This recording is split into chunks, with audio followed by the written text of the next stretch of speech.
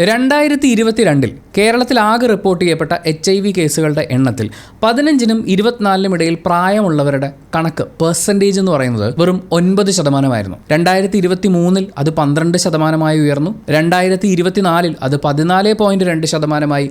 2025 ഏപ്രിലിനും ഒക്ടോബറിനും ഇടയിൽ അത് 15.4% മാതൃഭൂമി റിപ്പോർട്ട് ചെയ്യുന്നത്. നമ്മൾ ഈ വീഡിയോ പോസ്റ്റ് ചെയ്യുന്നത് ലോക എയ്ഡ്സ് ദിനത്തിൻ്റെ അന്നാണ്. എയ്ഡ്സിനെതിരെയുള്ള ബോധവൽക്കരണം എന്ന് പറയുന്നത് വളരെ ശക്തമായി തന്നെ നടപ്പിലാവുന്ന ഒന്നാണ്.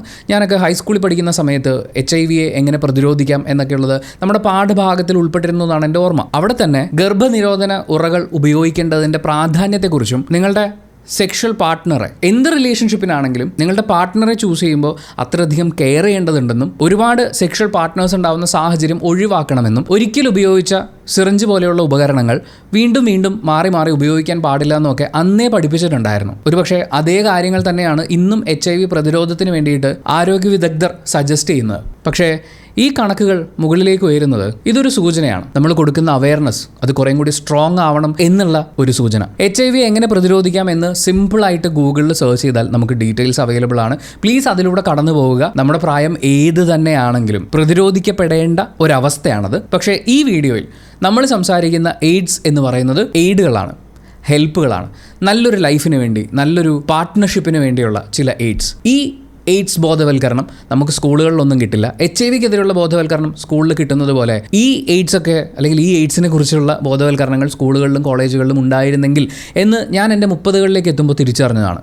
സോ അത് നിങ്ങളുമായി ഷെയർ ചെയ്യുക എന്നുള്ളതാണ് ഈ വീഡിയോയിൽ ഉദ്ദേശിക്കുന്നത്. ജസ്റ്റ് ഒരു കാഷ്വൽ ടോക്കാണ്. ചിലപ്പോൾ ഞാൻ ഈ പറയുന്ന കാര്യങ്ങളിൽ നിങ്ങൾക്ക് വിയോജിപ്പുള്ളതുണ്ടാവും. നിങ്ങളുടേതായിട്ടുള്ള റിസർച്ച് നടത്തുക എന്നേ ഞാനതിൽ പറയുള്ളൂ. നല്ലൊരു ലൈഫിന് വേണ്ടുന്ന എയ്ഡ്സിനെ കുറിച്ച് സംസാരിക്കുമ്പോൾ നമ്പർ 1 കൃത്യമായ ഹെൽത്ത് ചെക്കപ്പുകൾ നടത്തുക എന്നുള്ളതാണ്. നമ്മൾ ഈ ഹെൽത്ത് ചെക്കപ്പ് എന്ന് പറയുമ്പോഴേ കുറച്ച് ആൾക്കാർക്ക് ചെക്കപ്പിനൊന്നും പോരുത്, പോയി കഴിഞ്ഞാൽ ഇല്ലാത്ത അസുഖങ്ങളൊക്കെ ഉണ്ടെന്ന് അവർ പറയും. പിന്നെ മരുന്നൊക്കെ കഴിക്കേണ്ടി വരും, അത് കഴിക്കാൻ പറ്റില്ല, ഇത് കഴിക്കാൻ പറ്റില്ല, അത് ചെയ്യാൻ പറ്റില്ല, ഇത് ചെയ്യാൻ പറ്റില്ല. നമ്മുടെ ലൈഫ് ആകെ ലോക്കായി പോകും.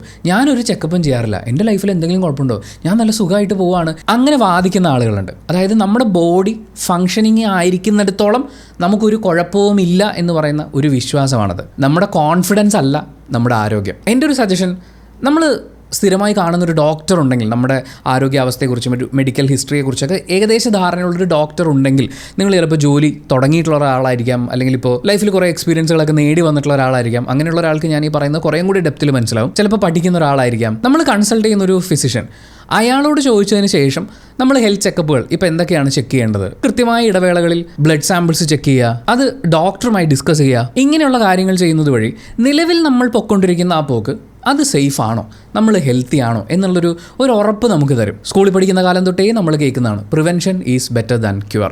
പക്ഷേ നമ്മുടെ നാട്ടിലെല്ലാവരും എന്തെങ്കിലും അസുഖം വരട്ടെ എന്നിട്ട് ഞാൻ മരുന്ന് കഴിച്ചു തുടങ്ങാം എന്നുള്ളൊരു ധാരണയാണ്. ഈ രോഗാവസ്ഥ ഉണ്ട് എന്ന് അറിഞ്ഞാൽ പോലും മരുന്ന് കഴിക്കാതെ ഞാൻ എനിക്ക് തോന്നിയ പോലെ ജീവിക്കും, ഞാൻ മാസഡ എന്ന് ചിന്തിക്കുന്ന ഒരുപാട് ആളുകൾ നമ്മുടെ ചുറ്റുമുണ്ട്. പക്ഷേ നമ്മൾ സംസാരിക്കുന്നത് ആരോഗ്യപൂർണ്ണമായ ഒരു ജീവിതം നയിക്കണം എന്ന് ആഗ്രഹിക്കുന്നവരെ കുറിച്ചാണ്. വളരെ ചെറിയ പ്രായത്തിൽ അത് ആരംഭിക്കാൻ പറ്റുകയാണെന്നുണ്ടെങ്കിൽ വളരെ നല്ല കാര്യമാണ്. നിലവിലെ നമ്മുടെ ആരോഗ്യാവസ്ഥ ഇതാണ്. ഇതിനെ നമ്മൾ കുറച്ചും കൂടി ഒന്ന് മെയിൻറ്റെയിൻ ചെയ്ത് പോകണമെങ്കിൽ ആഹാര കാര്യത്തിൽ ശ്രദ്ധിക്കണം, വ്യായാമത്തിൽ ശ്രദ്ധിക്കണം എന്ന് പറയുന്ന ഒരു ധാരണ നമ്മുടെ ഉള്ളിൽ തന്നെ വരികയും വളരെ ഹെൽത്തി ആയിട്ടുള്ളൊരു ലൈഫ് നമുക്ക് മെയിൻറ്റെയിൻ ചെയ്യാനും പറ്റും. ഈ അടുത്തായിട്ട് നമ്മൾ സോഷ്യൽ മീഡിയയിൽ കണ്ടുവരുന്നൊരു തരം നെഗറ്റീവ് ബോഡി പോസിറ്റിവിറ്റി എന്നാണ് ഞാൻ അതിനെ വിളിക്കാൻ ഇഷ്ടപ്പെടുന്നത്. നമ്മൾ നമ്മുടെ ശരീരത്തെ സ്നേഹിക്കുക എന്ന് പറയുന്നത് ഏറ്റവും പ്രാധാന്യമുള്ളൊരു കാര്യമാണ്. സ്നേഹിക്കണം. ഞാനും എൻ്റെ ശരീരത്തെ സ്നേഹിക്കുന്നുണ്ട്. ഞാൻ ചിലപ്പോൾ തടിച്ചിരിക്കും, ചിലപ്പോൾ മെലിഞ്ഞിരിക്കും, ചിലപ്പോൾ എനിക്ക് പൊക്കം കൂടുതലുണ്ടാവും, കുറവുണ്ടാവും. ഇതിനെയൊന്നും പുറത്തുനിന്ന് ഒരാൾ വന്ന് ജഡ്ജ് ചെയ്യേണ്ട ആവശ്യമില്ല. അത്തരം ജഡ്ജ്മെൻറ്റുകൾക്ക് നമ്മൾ നിന്നു കൊടുക്കേണ്ട ഒരാവശ്യവുമില്ല. അതിനെ നമുക്ക് പ്രതിരോധിക്കാം. പക്ഷേ നമ്മുടെ ശരീരത്തെ നമ്മൾ സ്നേഹിക്കുന്നത്, നമ്മളിത് എങ്ങനെ മെയിൻറ്റെയിൻ ചെയ്യാൻ ആഗ്രഹിച്ചാൽ ഇറ്റ്സ് ഫൈൻ.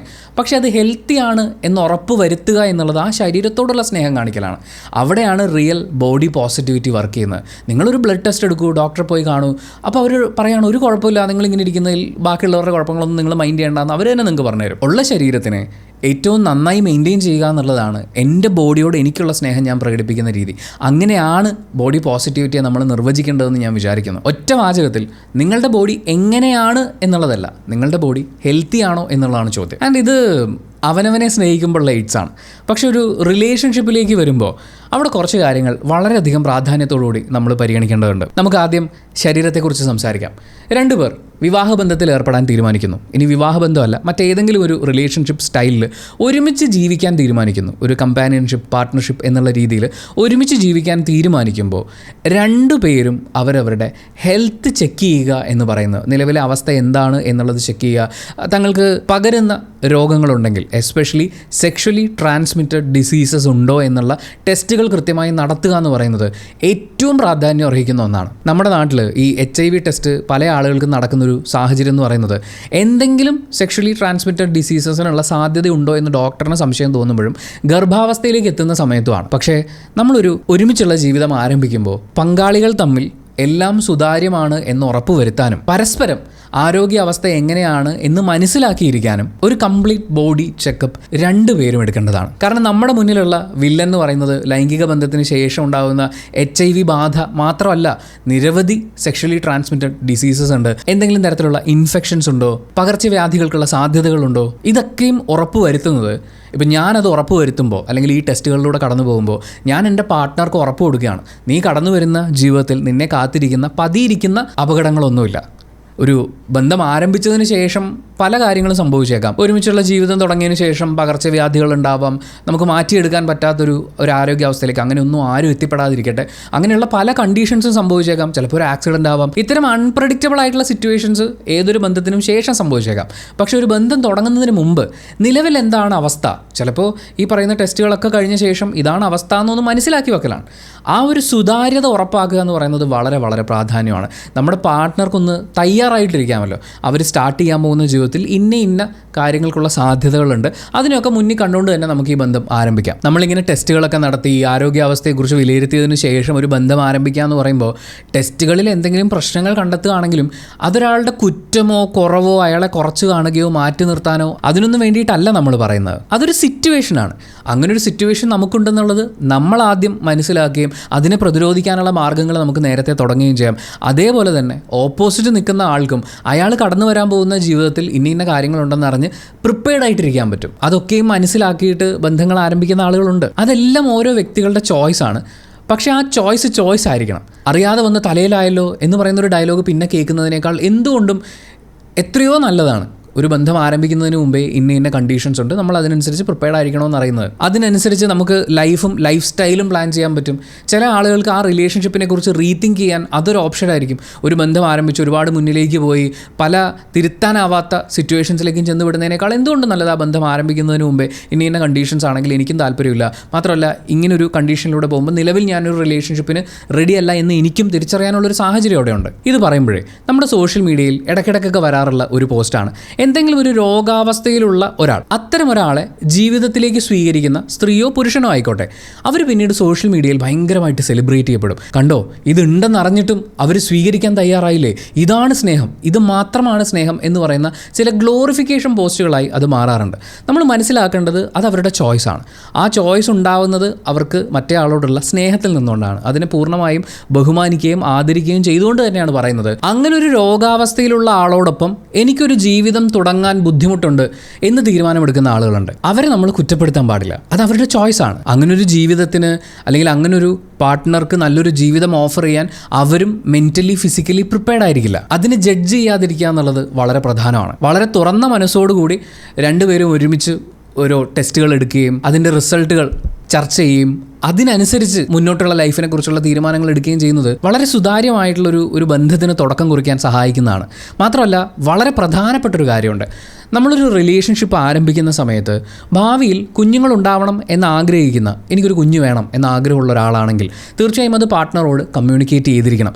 ചിലപ്പോൾ അവരുടെ ചോയ്സ് ഒരു കുഞ്ഞ് വേണ്ടെന്നായിരിക്കാം, അല്ലെങ്കിൽ ലൈഫിൽ ഒരു പെർട്ടിക്കുലർ സ്റ്റേജിന് ശേഷം മതി കുഞ്ഞുങ്ങൾ എന്നായിരിക്കാം. അതിനെക്കുറിച്ചൊക്കെ സംസാരിക്കണം. പക്ഷേ ഈ സംസാരങ്ങൾ മാത്രം പോരാ. ഒരു കുഞ്ഞുണ്ടാവുക എന്ന് പറയുന്നത് റിലേഷൻഷിപ്പിലെ ഏറ്റവും പ്രധാനപ്പെട്ട ഒരു കാര്യമായി നിങ്ങൾ പരിഗണിക്കുന്നുണ്ടെങ്കിൽ അത് ഒരുപാട് ഘടകങ്ങളെ ആശ്രയിച്ചിരിക്കുന്ന ഒന്നാണെന്ന് ആദ്യം മനസ്സിലാക്കണം. ഹോർമോണൽ ഇംബാലൻസുകൾ കൊണ്ടോ, തൈറോയ്ഡ് ഇഷ്യൂസ്, സ്പേം കൗണ്ട്, ഇങ്ങനെയുള്ള പലവിധമായ പ്രശ്നങ്ങൾ കൊണ്ട് ചിലപ്പോൾ പ്രഗ്നൻസി ഡിലേ ആയേക്കാം, ചിലപ്പോൾ ട്രീറ്റ്മെൻറ്റ് എടുക്കേണ്ടി വന്നേക്കാം. ഇത്തരം സാഹചര്യങ്ങളും കൂടി മുൻകൂട്ടി മനസ്സിലാക്കുകയാണെങ്കിൽ, നമ്മൾ നേരത്തെ പറഞ്ഞ പോലെ എനിക്കൊരു കുഞ്ഞ് വേണം എന്നുള്ളത് എൻ്റെ പ്രിഫറൻസ് ആണെങ്കിൽ, എൻ്റെ ചോയ്സ് ആണെങ്കിൽ അതിന് സാധിക്കാത്ത അല്ലെങ്കിൽ അതിന് ഒരുപാട് ഡിലേ ഉണ്ടാകുന്ന ഒരു റിലേഷൻഷിപ്പാണ് എന്ന് മുൻകൂട്ടി മനസ്സിലാവുകയാണെങ്കിൽ എനിക്ക് വേണമെങ്കിൽ എൻ്റെ ഡിസിഷൻ മാറ്റാം. തന്നെയല്ല, നമ്മുടെ ഒരു ഫാമിലി പ്ലാനിങ് എങ്ങനെ വേണം എന്നൊരു തീരുമാനത്തിലേക്ക് എത്താനും ഇത്തരം ടെസ്റ്റുകൾ എടുക്കുന്നത് വഴി, എന്ന് വെച്ചാൽ ഗർഭധാരണവുമായിട്ട് ബന്ധപ്പെട്ട് പങ്കാളികൾ ഇരുവരും ഏത് അവസ്ഥയിലാണ് ഉള്ളത്, അവർക്ക് എന്തൊക്കെ കാര്യങ്ങളിലാണ് പ്രത്യേക ശ്രദ്ധ കൊടുക്കേണ്ടതെന്നൊക്കെ ഡോക്ടേഴ്സ് ടെസ്റ്റ് ചെയ്ത് നമുക്ക് പറഞ്ഞു തരും. ഒരു കുഞ്ഞെന്ന് പറയുന്നത് ഫിനാൻഷ്യലി, മെൻ്റലി, ഫിസിക്കലി ഒക്കെ നമ്മൾ വലിയ തയ്യാറെടുപ്പുകൾ നടത്തേണ്ട ഒന്നാണ്. അങ്ങനെ ഒരു കാര്യത്തിന്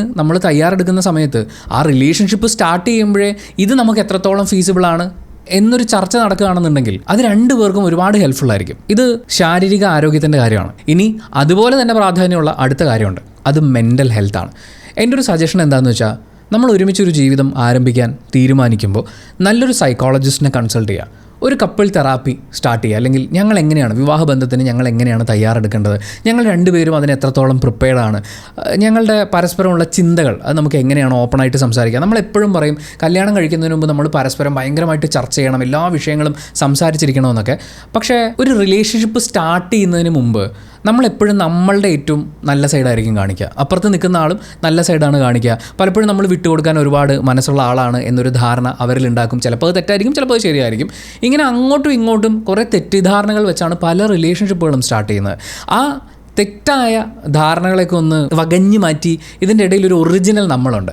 ആ നമ്മളെ കണ്ടെത്താൻ ഒരു ട്രെയിൻഡ് എക്സ്പീരിയൻസ്ഡ് സൈക്കോളജിസ്റ്റിനെ കൊണ്ട് പറ്റും. ആ നമ്മളെ ശരിക്കും നമുക്ക് പോലും ഒരു പിടിയുണ്ടാവില്ല. നമുക്ക് ആക്ച്വലി നമ്മളെ മനസ്സിലായി കഴിഞ്ഞാലല്ലേ നമ്മുടെ പ്രിഫറൻസുകൾ എന്തൊക്കെയാണ്, നമ്മുടെ ലിമിറ്റേഷൻസ് എന്തൊക്കെയാണ്, നമ്മുടെ പോസിബിലിറ്റീസ് എന്തൊക്കെയാണ്, ഒരു റിലേഷൻഷിപ്പ് എന്ന് പറയുന്ന ഒരു കാര്യത്തിലേക്ക് വരുമ്പോൾ നമ്മൾ പങ്കാളിയിൽ നിന്ന് എന്തൊക്കെയാണ് എക്സ്പെക്ട് ചെയ്യുന്നത് എന്ന് നമുക്ക് തന്നെ മനസ്സിലാക്കിയെടുക്കാൻ പറ്റുള്ളൂ. അതേപോലെ തന്നെ ഓപ്പോസിറ്റ് നിൽക്കുന്ന ആൾക്കും അയാളെ തന്നെ റിയലൈസ് ചെയ്യാൻ പറ്റുന്നൊരു സിറ്റുവേഷനാണത്.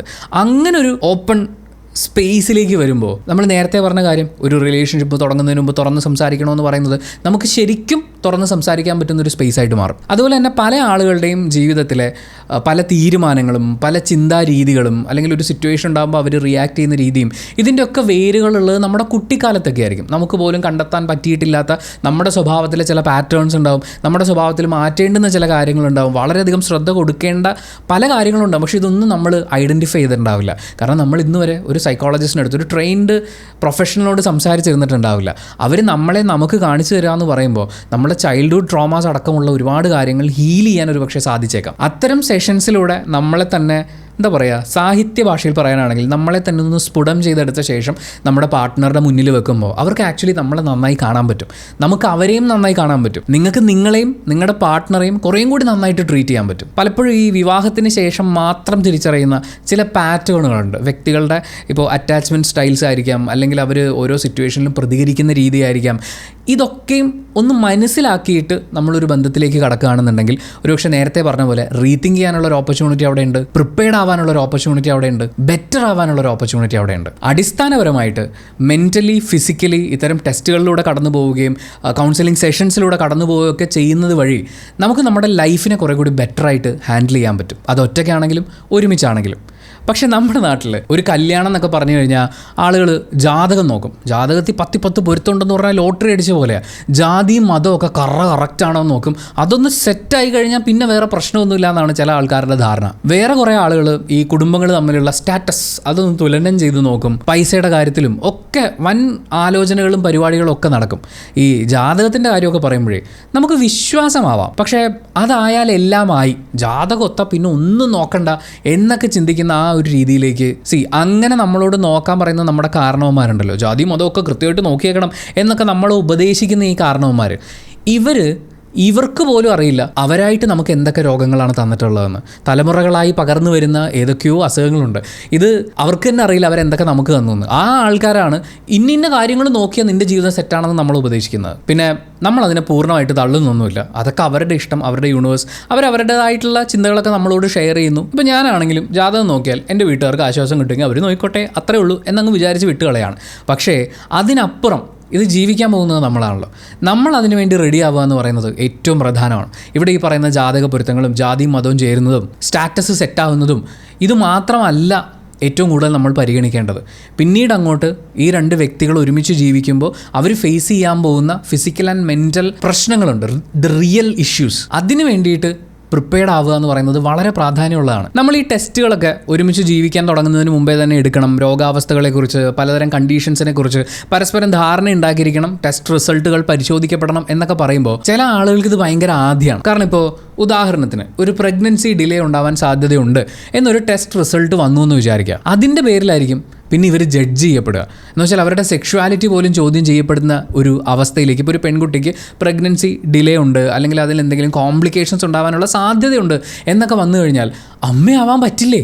കാരണം ഒരു സ്ത്രീയുടെ പൂർണ്ണത എന്ന് പറയുന്നത് അമ്മയാവുക എന്നൊക്കെ രജിസ്റ്റർ ചെയ്ത് വെച്ചിരിക്കുന്ന ഒരു സൊസൈറ്റിയാണ് നമ്മുടെ. അപ്പോൾ അതിനെന്തെങ്കിലും ഒരു കോംപ്ലിക്കേഷൻ ഉണ്ട് എന്നൊരു മുന്നറിയിപ്പ് കിട്ടിക്കഴിഞ്ഞാൽ ആ പെൺകുട്ടി കടന്നു പോകുന്നത് ഒരു വലിയ ട്രോമയിലൂടെ ആയിരിക്കും പിന്നീട്. അതേപോലെ പുരുഷന് അത്തരത്തിൽ എന്തെങ്കിലും ഒരു കോംപ്ലിക്കേഷൻ ഉണ്ട് എന്ന് വന്നു കഴിഞ്ഞാൽ പിന്നെ ചോദ്യം ചെയ്യപ്പെടുന്നത്, അതായത് ഗർഭിണിയാക്കാൻ സാധിച്ചില്ലെങ്കിൽ, ഒരു പെൺകുട്ടിക്ക് കുഞ്ഞിനെ കൊടുക്കാൻ സാധിച്ചിട്ടില്ലെങ്കിൽ അവനൊരു പുരുഷനാണോ എന്ന് വരെ ചോദിക്കുന്ന, അയാളുടെയും സെക്ഷുവാലിറ്റി ചോദ്യം ചെയ്യപ്പെടുന്ന ഒരവസ്ഥയിലേക്ക് നമ്മളിതിനെ കൊണ്ടെത്തിക്കും. അങ്ങനെ ഈ ടെസ്റ്റ് റിസൾട്ടുകളിൽ ഇപ്പോൾ പ്രഗ്നൻസി മാത്രമല്ല കേട്ടോ, വേറെയും എന്തെങ്കിലും കോംപ്ലിക്കേഷൻസോ എന്തെങ്കിലും രോഗാവസ്ഥയൊക്കെ ഉണ്ടെന്ന് അറിഞ്ഞു കഴിഞ്ഞാൽ അയ്യോ എൻ്റെ കുഞ്ഞിൻ്റെ ഭാവി, ഇതൊക്കെ അറിഞ്ഞു കഴിഞ്ഞാൽ നല്ലൊരു വിവാഹാലോചന വരുമോ, വിവാഹബന്ധം ഉണ്ടാവുമോ എന്നൊക്കെ ആലോചിച്ച് ഈ ഭാവിയെക്കുറിച്ച് ടെൻഷൻ അടിക്കുന്ന കാരണവന്മാരെ നമുക്ക് അവിടെ കാണാൻ പറ്റും. ആക്ച്വലി ഇത്തരം ടെസ്റ്റുകളിലൂടെ ഒന്നും കടന്നു പോകാതെ ഇതിൻ്റെ ഒന്നും ഒരു ആവശ്യമില്ല, ജാതകം ഒത്താൽ മതി അല്ലെങ്കിൽ സ്റ്റാറ്റസ് ഒത്താൽ മതി എന്ന് പറഞ്ഞ് കല്യാണം നടത്തി കഴിയുമ്പോൾ നിങ്ങൾ ആക്ച്വലി അവരുടെ റിലേഷൻഷിപ്പിനെ കൂടുതൽ റിസ്കി ആയിട്ടുള്ള, അവരുടെ ഭാവിയെ കൂടുതൽ റിസ്കി ആയിട്ടുള്ള ഒരു സിറ്റുവേഷനിലേക്കാണ് പറഞ്ഞു വിടുന്നത്. കാരണം ഈ കണ്ടീഷൻസ് ഒക്കെ വിവാഹാനന്തരം തിരിച്ചറിയുന്ന അവർ കടന്നു പോകുന്ന സങ്കടങ്ങൾ എന്ന് പറയുന്നത് നമുക്ക് ഊഹിക്കാവുന്നതിലും മുകളിലായിരിക്കും. പക്ഷേ ഇതൊക്കെ പറഞ്ഞു കഴിഞ്ഞാലും നമ്മുടെ നാട്ടിൽ ഈ ഹെൽത്തിന് വേണ്ടിയിട്ട് പൈസ മുടക്കുക, സമയം മുടക്കുക എന്ന് പറഞ്ഞാൽ എല്ലാവർക്കും ബുദ്ധിമുട്ടാണ്. ഒരു ടെസ്റ്റ് എടുക്കാൻ പോകും, രാവിലെ എണീക്കണമല്ലോ, അത് കഴിഞ്ഞിട്ട് പോകണമല്ലോ, ഇനി റിസൾട്ട് വാങ്ങാൻ പോകണമല്ലോ, അതും കൊണ്ട് ഇനി ഡോക്ടറെ അടുത്ത് പോകണമല്ലോ. ഈ ഹെൽത്തിന് വേണ്ടിയിട്ടാണ് നമ്മളിത് വളരെ ഈസി ആയിട്ട് പോസ്റ്റ്പോൺ ചെയ്യും. അതായത് ഇന്നൊരു ക്രിക്കറ്റ് മാച്ച് ഉണ്ട്, വൈകുന്നേരം ഓഫീസിൽ നിന്ന് നേരത്തെ വന്ന് മാച്ചിന് പോകണം എന്ന് പറഞ്ഞു കഴിഞ്ഞാൽ റെഡി ആയിരിക്കുന്ന അതേ ആൾ ഇന്ന് വൈകുന്നേരം കുറച്ച് നേരത്തെ ഓഫീസിൽ നിന്ന് ഇറങ്ങിയാൽ ഒരു ടെസ്റ്റ് എടുക്കാൻ പോകാമെന്ന് പറഞ്ഞാൽ ഇപ്പം നാളെ ആവട്ടെ എന്ന് പറഞ്ഞാൽ വളരെ ഈസി ആയിട്ട് പോസ്റ്റ്പോൺ ചെയ്യും. നമ്മുടെ ഹെൽത്തിനെ കുറിച്ചാണ് പറയുന്നത്. നമുക്കവിടെ പണം മുടക്കാനും സമയം മുടക്കാനും ഭയങ്കര മടിയാണ്. എന്നാൽ ഈസിയസ്റ്റ് ഓപ്ഷൻസ് ഇവിടെ ഉണ്ട്. ഈ പൈസയുടെ കാര്യമൊക്കെ പറയുമ്പോൾ ഒരു ഹെൽത്ത് ഇൻഷുറൻസ് എടുക്കുക എന്ന് പറയുന്നത് വളരെ സിമ്പിളായിട്ടുള്ള കാര്യമാണ്. അത് നമ്മുടെ ഫിനാൻഷ്യൽ സ്റ്റേറ്റസിനെ ഹെൽപ്പ് ചെയ്യുന്ന ഒരു കാര്യമാണ്. നമ്മുടെ ഹെൽത്തിനെ വളരെ നന്നായി സപ്പോർട്ട് ചെയ്യുന്ന ഒന്നാണ്. നമുക്ക് വളരെ കോൺഫിഡൻ്റ് ആയിട്ട് നമ്മുടെ ഫ്യൂച്ചറിനെ നോക്കി കാണാൻ പറ്റും. അങ്ങനെ നമ്മൾ പ്രിപ്പയർഡ് ആയിട്ട് നമ്മുടെ ഹെൽത്തിന് ഇമ്പോർട്ടൻസ് കൊടുത്തിരുന്നാൽ മാത്രമേ നമ്മളെ നിലവിൽ ഡിപ്പെൻഡ് ചെയ്തിരിക്കുന്ന ആളുകൾക്കും ഫ്യൂച്ചറിൽ ഒരു പക്ഷേ നമ്മളെ ഡിപ്പെൻഡ് ചെയ്യാൻ പോകുന്നു, അല്ലെങ്കിൽ നമ്മൾ കോഡിപ്പെൻഡൻ്റായി ജീവിക്കാൻ തുടങ്ങുന്ന ഒരു ജീവിതത്തിൽ മറ്റേ ആളെ നന്നായി നോക്കാൻ പറ്റുള്ളൂ. അവനവൻ ഹെൽത്തി ആയിരിക്കുക എന്നുള്ളതാണ് പ്രധാനം. ഈ കല്യാണ സമയത്തേക്കൊക്കെ വരുമ്പോൾ ജാതകവും സ്റ്റേറ്റസും ഒക്കെ നോക്കില്ലേ, ഇതൊക്കെ ഫ്യൂച്ചറിന് വെച്ചിട്ടാണ് ഇവർ നോക്കുന്നത്. ജാതകം കറക്റ്റായി കഴിഞ്ഞാൽ ഫ്യൂച്ചർ നന്നായിരിക്കും എന്നാണ് പറയുന്നത്. പക്ഷേ ഹെൽത്ത് എന്ന് പറയുന്നത് അത് നമ്മുടെ പ്രസൻറ്റാണ്. സോ പ്രസൻറ്റ് ശരിയാക്കുക, ഫ്യൂച്ചറിന് വേണ്ടിയിട്ട് പ്രിപ്പയർഡ് ആയിരിക്കുക. എല്ലാ ബന്ധങ്ങളും എത്രത്തോളം സുതാര്യമാകാമോ അത്രത്തോളം സുതാര്യമാവട്ടെ എന്നാണ് നമുക്ക് പറയാനുള്ളത്. ഈ കല്യാണം, റിലേഷൻഷിപ്പ്, അതിന് വേണ്ടിയിട്ട് പ്രിപ്പയർഡ് ആവുക എന്ന് പറയുമ്പോൾ അതിനുവേണ്ടി മാത്രമല്ല നമ്മൾ നമ്മുടെ ഹെൽത്തിനെ കൺസിഡർ ചെയ്യേണ്ടത്, നമ്മൾ നമ്മളെ ഒരുക്കി നിർത്തേണ്ടത് നമ്മുടെ ഫ്യൂച്ചറിന് വേണ്ടിയിട്ടാണ്. അവനവനെ ഏറ്റവും ഹെൽത്തിയായി കാത്തു സൂക്ഷിക്കുക, അതിന് വേണ്ടുന്ന കാര്യങ്ങൾ ചെയ്യുക, അതിന് വേണ്ട കൃത്യമായ ഇടവേളകളിലെ ചെക്കപ്പുകളും കാര്യങ്ങളും ഒക്കെ നടക്കട്ടെ. പല വീഡിയോസിലും പറഞ്ഞിട്ടുള്ളതാണ്, ഈ വീഡിയോയിലും പറയുകയാണ്. Hope for the best. എല്ലാം അടിപൊളിയായിരിക്കും എന്ന് പ്രതീക്ഷിക്കുക. പക്ഷേ പ്രിപ്പയർ ഫോർ ദ വേസ്റ്റ്. എന്തെങ്കിലും ഒരു പ്രശ്നം മുന്നിൽ വരാൻ സാധ്യതയുണ്ടോ എന്ന് മുൻകൂട്ടി അറിയാനുള്ള കുഞ്ഞു കുഞ്ഞു മാർഗ്ഗങ്ങളാണിത്. അതുകൂടി പരിഗണിക്കുകയാണെങ്കിൽ കുറച്ച് സ്ട്രെസ് ഫ്രീ ആയിട്ട്, ടെൻഷൻ ഫ്രീ ആയിട്ട് നമുക്ക് ലൈഫിനെ നോക്കിക്കാണാം. സോ ഈ എയ്ഡ്സ് ദിനത്തിൽ എൻ്റെ കയ്യിലുള്ള കുറച്ച് ലൈഫിന് വേണ്ടി പ്രിപ്പയർഡ് ആവാനുള്ള എയ്ഡ്സാണ് ഞാൻ നിങ്ങൾക്ക് തന്നത്. പക്ഷേ ദ റിയൽ എയ്ഡ്സ്, HIV, അതിനെ പ്രതിരോധിക്കാൻ വേണ്ടുന്ന ആവശ്യമായ കാര്യങ്ങളെല്ലാം നമുക്ക് പാലിക്കാം. ആവശ്യമായത് എന്ന് ഞാൻ എടുത്തു പറയാനൊരു കാരണമുണ്ട്. കാരണം HIV പ്രതിരോധിക്കാൻ നമുക്ക് തരുന്ന മാർഗ്ഗനിർദ്ദേശങ്ങളെ കൂടാതെ ഇന്നും നമ്മുടെ സമൂഹത്തിൽ നിലനിൽക്കുന്ന ഒരു ചിന്താഗതിയാണ് HIV ബാധിതരായിട്ടുള്ള ആളുകളെ ഒരു ഏലിയൻസിനെ പോലെ, മാറ്റി നിർത്തേണ്ടവരെ പോലെ, അറപ്പുള്ളതുപോലെ മാറി നിൽക്കുക എന്ന് പറയുന്നത്. നമ്മൾ ഈ രോഗത്തെ പ്രതിരോധിക്കണം അല്ലെങ്കിൽ രോഗാവസ്ഥയെ പ്രതിരോധിക്കണം എന്ന് പറയുമ്പോൾ രോഗബാധിതരെ മാറ്റി നിർത്തണം എന്നതിനർത്ഥമില്ല. അവരും ഈ സമൂഹത്തിൻ്റെ ഭാഗമാണ്. എയ്ഡ്സ് പകരുന്ന മാർഗ്ഗങ്ങളുണ്ട്. ആ മാർഗ്ഗങ്ങൾ ഒഴിവാക്കി നമുക്ക് അവരെയും കൂടി ചേർത്ത് പിടിക്കാം. വളരെ ഹെൽത്തി ആയിട്ടുള്ള ഒരു അറ്റ്മോസ്ഫിയർ, അത് മെൻ്റലിയും ഫിസിക്കലിയും ഒക്കെ അവർക്കും കൂടി അവകാശപ്പെട്ടതാണ് എന്ന് തിരിച്ചറിഞ്ഞുകൊണ്ട് രോഗബാധിതരെ മാറ്റി നിർത്താതെ പ്രതിരോധ നടപടികൾ കൈക്കൊള്ളാം. കൂടെ അത്തരം അവസ്ഥയിലൂടെ കടന്നു പോകുന്ന ഓരോ വ്യക്തികൾക്കും, ഈ വീഡിയോ കാണുന്ന ഓരോ വ്യക്തിക്കും ആ അവസ്ഥയെ ചെറുത്ത് നിൽക്കാൻ ആവശ്യമായ മാനസികവും ശാരീരികവുമായ എല്ലാ കരുത്തും കിട്ടട്ടെ എന്ന ആത്മാർത്ഥമായ ആശംസിക്കുകയാണ്, ആഗ്രഹിക്കുകയാണ്. ഈ വീഡിയോ നമ്മൾ വൈൻഡപ്പ് ചെയ്യാണ്. അപ്പോൾ thank you so much for watching this video. Video ഇഷ്ടപ്പെട്ടാൽ, ഉപകാരപ്പെട്ടു എന്ന് തോന്നിയാൽ മാത്രം സബ്സ്ക്രൈബ് ചെയ്യുന്ന കാര്യം പരിഗണിക്കുക. അപ്പോൾ ബൈ.